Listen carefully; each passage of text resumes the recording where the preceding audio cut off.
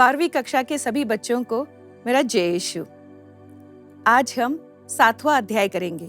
मुक्ति की राह में ये धर्मोपदेश की इस किताब के 7वें अध्याय को समझेंगे। 7वां अध्याय का नाम है क्रिस्तीय जीवन, वचन पर आधारित। आइए हम छोटे से प्रार्थना से आज का दिन शुरू करते हैं। हे प्रभु यीशु, आज हम जो सीखने जा रहे हैं वह वचन पर आधारित हमारे क्रिस्तीय जीवन को किस तरह से जीना चाहिए इसके बारे में है। हे प्रभु, हमारे जीवन में वचन का महत्व हमें सिखाइए। हमें वचन के आधार पर हमारा जीवन जीने के लिए सिखाइए। आज हम जो भी सीखें ये आपकी महिमा के लिए हो। आमीन। प्रिय बच्चों, हमने जो पिछले अध्याय किए थे, अध्याय 6 तक हमारा हो गया है। आपने उन सबको देख लिया होगा, सीख लिया होगा, प्रश्नोत्तर को लिख लिया होगा, ऐसे मैं आशा करती हूँ। मेरी ये भी आशा है कि आप धर्मोपदेश में आगे बढ़ते रहिए। दिन ब दिन प्रभु में आपका जीवन स्थिर बने। इस अध्याय में हम ये समझेंगे कि क्रिस्तीय जीवन किस तरह से वचन पर आधारित होना चाहिए। शुरू करने से पहले हम एक कहानी सुनते हैं। कार्तेज नाम का एक शहर था और वहां पर एक लड़का था, अगस्तिन। बचपन से लेकर अगस्तिन बहुत ही चंचल था। 15 साल की उम्र तक तो उसने जितनी बुराई करनी थी वो सब हो गई। उसका राह भटक गया था, वो गलत दिशा में जा रहा था। उसकी माँ उसके लिए प्रार्थना करती और उसने भी बहुत मेहनत की। आगे चलकर अगस्तिन हम अपने जीवन में एक धर्मगुरु और धर्म ग्रंथ का बड़ा पंडित बन गया। अगस्तिन की कहानी कैसे शुरू होती है? अगस्तिन एक दिन जब अपने जीवन की बुराइयों से लड़ रहा था, वो अपने बारे में अपने जीवन को सुधारना चाहता था। उस समय पर अगस्तिन को एक मृदुल आवाज सुनाई पड़ी और वो इस तरह से थी, लेकर पढ़ो। जब अगस्तिन ने इर्द गिर्द देखा तो एक बाइबल पड़ा हुआ था। बाइबल को उठाकर अगस्तिन ने पढ़ा और उसे मिला रोमियो के नाम अध्याय 13 पद संख्या 11 से लेकर 14 तक। 11 से लेकर 14 तक इस तरह से लिखा हुआ था, आप लोग जानते हैं कि नींद से जागने की घड़ी आ गई है। रात बीत चुकी है और दिन आने को है। इसलिए अंधकार के कर्मों को त्याग कर ज्योति के अस्त्र शस्त्र को धारण कर लें। सदाचरण के कार्यों को करें। हम रंगरलिया, व्यभिचार, भोग विलास, झगड़े, ईर्ष्या से दूर रहें। प्रभु मसीह को धारण कर लें और सभी शरीर की वासनाओं को तृप्त करने का विचार छोड़ दें। इस वचन को पढ़ने के बाद अगस्तिन का मन इस तरह विचलित हो गया और उसमें परिवर्तन आ गया। जिस परिवर्तन के लिए उसकी माँ ने 18 साल प्रार्थना की थी, वह परिवर्तन उस बालक के जीवन में आया और आगे चलकर वो एक बड़ा धर्मगुरु और धर्म ग्रंथ का एक पंडित बन गया। ईश्वर के वचन ने उस बालक के मन को स्पर्श किया और उसके जीवन में पूरी तरह से परिवर्तन आ गया। ईश्वर का वचन तेज है, प्रभावशाली है। ये हमारे जीवन में भी बहुत प्रभाव डाल सकता है, लेकिन उसके लिए हमें अपने जीवन को वचन पर आधारित करना होगा।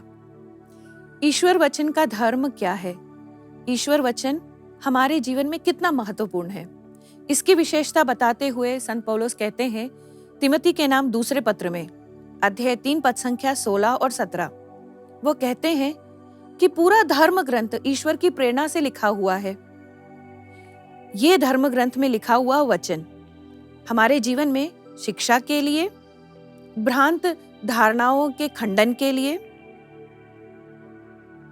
जीवन के सुधार के लिए और हमारे शिक्षण के लिए यानी सदाचरण के लिए हमें ये वचन उपयोगी होगा। ईश्वर का वचन चमत्कार कर सकता है, चमत्कार का बीज बो सकता है। उसके लिए हमें अपने जीवन को तैयार करना चाहिए। जब तक हम ईश्वर के वचन के अभिमुख नहीं हैं, उसके तरफ झुके हुए नहीं हैं, तब तक ईश्वर वचन हमारे जीवन में कार्य नहीं कर सकता। ईश्वर का वचन दुधारी तलवार जैसा है, तेज, सशक्त और प्रबल। ईश्वर का वचन जीवनदायी है, रूपांतरित करने वाला वचन है और पवित्र करने वाला वचन है। फिर से समझिए, ईश्वर का वचन जीवनदायी है, रूपांतरित करने वाला वचन है और पवित्र करने वाला वचन है। तो पहले हम समझेंगे कि ईश्वर का वचन जीवनदायी कैसे है। ईश्वर का वचन जीवन देता है, जीवंत करता है, हृदयों को जागृत करता है और आत्मा को प्रेरणा देता है। इसके बारे में इब्रानियों के नाम पत्र में अध्याय 4 पद संख्या 12 में लिखा है, ईश्वर का वचन जीवंत, सशक्त और किसी भी दुधारी तलवार की तरह तेज है। ईश्वर का वचन जब हम सीखते हैं, जब हम में क्रियान्वित होता है, तो हमें जीवन प्राप्त होता है। प्रभु ईसा कहते हैं, मैंने तुम्हें जो शिक्षा दी है वह आत्मा और जीवन है। योहन के सुसमाचार अध्याय 6 पद संख्या 63 में ये वचन लिखा हुआ है, मैंने तुम्हें जो शिक्षा दी है वह आत्मा और जीवन है। फिर योहन के ही सुसमाचार में अध्याय 10 पद संख्या 10 में प्रभु ईसा मसीह का वचन ये कहता है, मैं इसलिए आया हूं कि तुम्हें जीवन प्राप्त हो और पूर्ण जीवन। इसलिए हम कहते हैं कि प्रभु का वचन, ईश्वर का वचन हमें जीवन देता है। चाहे हम कितने भी कुछ भी कार्य करें, लेकिन जब हमारे अंदर जीवन यानी जीवंत महसूस नहीं होता, जब जीवन क्रियान्वित नहीं होता, जब आत्मा की प्रेरणा नहीं होती, तो जीवन के सभी कार्यों में वो शिथिलता होती है। लेकिन जब जीवन प्राप्त होता है, आत्मा प्राप्त होती है, प्रेरणा प्राप्त होता है, तो उससे वो फर्क पता चलता है। ईश्वर का वचन जीवनदायी है। मनुष्य को इससे क्या लाभ यदि वह सारा संसार प्राप्त कर ले लेकिन अपनी आत्मा ही गवा दे। मार्कुस के अध्याय 8 पद संख्या 36 में लिखा है ये वचन। इसी वचन को पढ़कर सेंट फ्रांसिस जेवियर का मन परिवर्तन हो गया और उन्होंने अपना पूरा जीवन ईश्वर की सेवा में त्याग दिया। वो भारत आए और कितने ही जगहों पर उन्होंने प्रभु का वचन का प्रचार किया। उनकी कहानी की शुरुआत स्पेन में होती है। स्पेन में एक शहर था पैम्प्लोना। वहां के एक सैनिक अधिकारी थे Ignatius of Loyola. Sant Ignatius एक पदाधिकारी थे, ऊंचे ओहदे पर थे, लेकिन उनका जब मन परिवर्तन हुआ, जब उन्होंने वचन पढ़ा, इसी वचन को पढ़ा, तब उनका मन परिवर्तन हो गया और उन्होंने सेना को छोड़कर ईश्वर की सेवा में लग गए। और इग्नेशियस ऑफ लोयोला के द्वारा ही सेंट फ्रांसिस जेवियर का भी मन परिवर्तन हुआ। ऐसे उनके द्वारा शुरू की गई संस्था में जितने भी लोग आए, वह दुनिया के चारों दिशाओं में जाकर प्रभु ईसा मसीह का वचन का फैलाव का काम किया। उन्होंने इस कोने में, उस कोने में, जहां जहां वो जा सके वहां उन्होंने प्रभु का वचन फैलाया, प्रभु के वचन का प्रचार किया। ये है रूपांतरित करने वाला वचन। ईश्वर का वचन हमारे जीवन को पवित्र करता है। कैसे? ये समझने के लिए हम प्रभु ईसा के जीवन को ही देखिए। प्रभु ईसा 40 दिन उपवास किए, रेगिस्तान की तरफ चले गए और वहीं पर 40 दिन रहे बपतिस्मा के बाद। जब वो उपवास कर रहे थे तब शैतान ने उनका प्रलोभन लिया। उन्हें कई कई बातों से उनका मन प्रलोभित करने की कोशिश की। सबसे पहले उनसे कहा कि पत्थर पड़े हैं, तुम इन्हें रोटी क्यों नहीं बना देते हो, तुम्हारी भूख मिट जाएगी। लेकिन प्रभु यीशु ने कहा, मनुष्य रोटी से नहीं बल्कि ईश्वर के मुख से निकला हुआ हर वचन से जीवन जीता है। ये वचन लिखा गया है संत मत्ती के सुसमाचार में अध्याय 4 पद संख्या 4। इसे पढ़कर हमें समझ में आता है कि अगर हमारे पास ईश्वर का वचन है तो हम सभी शैतानी शक्तियों से लड़ सकते हैं। हमारे जीवन में शैतान का कोई हस्तक्षेप नहीं हो सकता।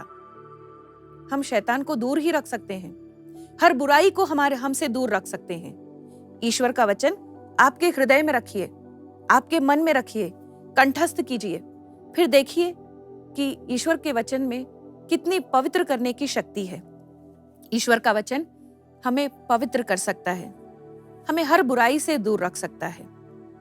जब ईश्वर का वचन हमारे साथ है, उससे हमें यह पता चलता है कि हम कितने ईश्वर के साथ हैं। इसे समझने के लिए हम एक बात को समझेंगे, एक व्याख्या को देखेंगे जो कि प्रभु ईसा मसीह के जीवन में हुआ था। एक बार प्रभु ईसा मसीह प्रवचन दे रहे थे, तब लोगों ने कहा, देखो तुम्हारी माँ और तुम्हारे भाई आए हैं। लेकिन प्रभु ईसा ने कहा, मेरी माँ और भाई वो लोग हैं जो ईश्वर वचन सुनते हैं और उसका पालन करते हैं। संत लूकस के अनुसार सुसमाचार अध्याय 8 पद संख्या 21 में लिखा है, मेरे भाई और बहन वो हैं जो ईश्वर का वचन सुनते हैं और उसका पालन करते हैं।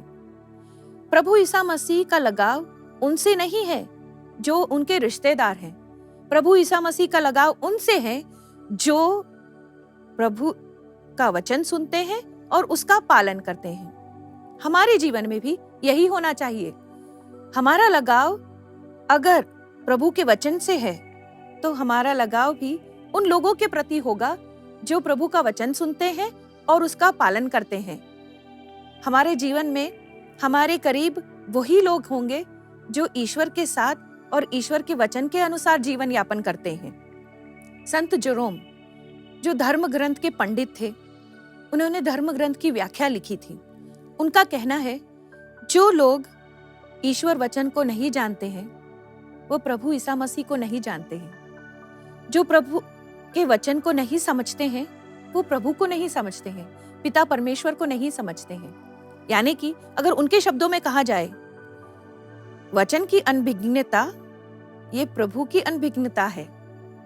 आप वचन को नहीं जानते तो प्रभु को नहीं जानते। प्रभु के वचन से ही प्रभु की पहचान है। आप प्रभु के वचन को पढ़ें, समझें, तो आपको प्रभु के बारे में समझ आएगी। प्रभु क्या कहना चाहते हैं ये हमें प्रभु के वचन से ही तो पता चलता है। हर युवाओं से संत पापा ये कहते हैं कि आप बाइबल को अपने साथ रखिए, उसे पढ़िए, क्योंकि आगे चलकर यही बाइबल आपके जीवन के मार्गदर्शन का यंत्र बन जाएगा। जिस तरह से नाविक एक कंपास लेकर जाते हैं और उन्हें दिशा का बोध होता है, उसी तरह से हमारे जीवन में हमारे मार्गदर्शन के लिए, हमारे दिशा के लिए ये बाइबल हमारा मार्गदर्शन का एक यंत्र बन जाता है। बाइबल का वचन यानी धर्म ग्रंथ का हर एक वचन हमारे जीवन में चमत्कार कर सकता है और हमें उसी तरह से हम प्रभु के चेले बनते हैं। शिष्यत्व की पहचान यही है कि हमें ईश्वर का वचन आता है। ईश्वर का वचन नहीं आता है तो आप प्रभु के चेले नहीं हैं। अगर आप ईसाई हैं तो आपको ईश्वर का वचन आना चाहिए, आपको ईश्वर के वचन का ज्ञान होना चाहिए, आपको ईश्वर की वचन की समझ होनी चाहिए। वचन पर आधारित जीवन जीने के लिए हमें 5 चीजों का ध्यान देना चाहिए। वचन को जानना है, पहली बात। दूसरी बात, वचन को सुनना है। तीसरा, वचन को समझना है। चौथा, वचन का पालन करना चाहिए। और 5वां, सशक्त प्रार्थना करनी चाहिए। अगर इन 5 चीजों का ध्यान हमारे जीवन में रहे तो हम ये कह सकते हैं कि हमारा क्रिस्तीय जीवन, हमारा ईसाई जीवन वचन पर आधारित है। सो फिर से समझिए, पहले वचन को जानना चाहिए। वचन को कैसे जानेंगे? वचन को तब जानेंगे जब हम वचन को सुनेंगे। वचन को सुनना जरूरी है। जब भी हो सके, जहां पर भी वचन का पाठ होता हो वहां पर जाकर वचन को सुनना चाहिए। फिर वचन को समझना चाहिए। एक बार पढ़ने के बाद, सुनने के बाद वचन की व्याख्या भी सुननी चाहिए और उसको समझना चाहिए। जब हमने वचन को जान लिया, सुन लिया, समझ लिया, तो फिर उसको अपने जीवन में उतारने के लिए उसका पालन करना चाहिए। वचन का पालन कर कर उसे हमारे जीवन में यापन करने के लिए प्रार्थना भी करनी चाहिए। इस तरह से हमारा जीवन वचन पर आधारित हो जाएगा। मैंने आपसे कहा कि ईश्वर का वचन रूपांतरित करता है, ईश्वर का वचन पवित्र करता है। और मैंने आपको कहानी भी सुनाई, संत अगस्तीन की कहानी। मैंने आपको ईसा मसीह के जीवन की व्याख्या भी बताई। आपके जीवन में भी इसी तरह कभी न कभी ईश्वर के वचन से कोई चमत्कार हुआ होगा, कुछ परिवर्तन आया होगा। आप जरा सोचिए और एक बार अकेले बैठकर उस व्याख्या को लिख दीजिए। फिर आपको समझ में आएगा कि किस तरह से प्रभु का वचन आपके जीवन में कार्यान्वित है। इस पाठ में और भी बहुत सारे प्रश्न दिए हुए हैं, जैसे कि एक प्रश्न है, ईश्वर के वचन का धर्म क्या है? ईश्वर के वचन का धर्म, ये ईश्वर का वचन जीवन देता है, वह रूपांतरित करता है और पवित्र करता है और हमें प्रभु का शिष्य बनाता है। इसी तरह से आप पीछे पाठ में दिए गए हुए उत्तरों को ढूंढ निकालिए और अपने कॉपी में लिखिए। लेकिन आप भूलिए नहीं, रोज प्रभु के वचन से एक पाठ जरूर कीजिएगा और उसका मनन दिन भर मनन चिंतन भी करिएगा। और एक वचन को भी याद करिएगा, नबी ईसाया के ग्रंथ का अध्याय 55 पद संख्या 11, मेरी वाणी मेरे मुख से निकलकर व्यर्थ ही वापस नहीं लौटती। प्रभु की वाणी आपके साथ रहे, आपके हृदय में रहे और आपके जीवन में परिवर्तन लाए। अच्छा बच्चों, अब हम पाठ के अंत तक आ गए हैं। हमने जो कुछ भी सीखा, ये प्रभु के सामने, प्रभु के चरणों में अर्पित करते हैं।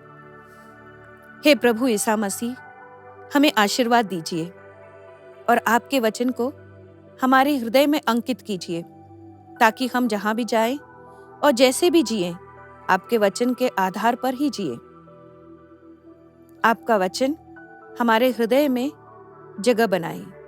कोई भी बुराई के लिए हमारे हृदय में जगह नहीं मिले, लेकिन आपके वचन के लिए हमारा हृदय खुला रहे। इसी प्रार्थना को हम आपके समक्ष रखते हैं। आमीन।